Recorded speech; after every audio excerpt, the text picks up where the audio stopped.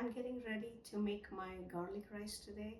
I have 10 cloves of garlic that I will crush, and then we will go ahead and make our garlic rice.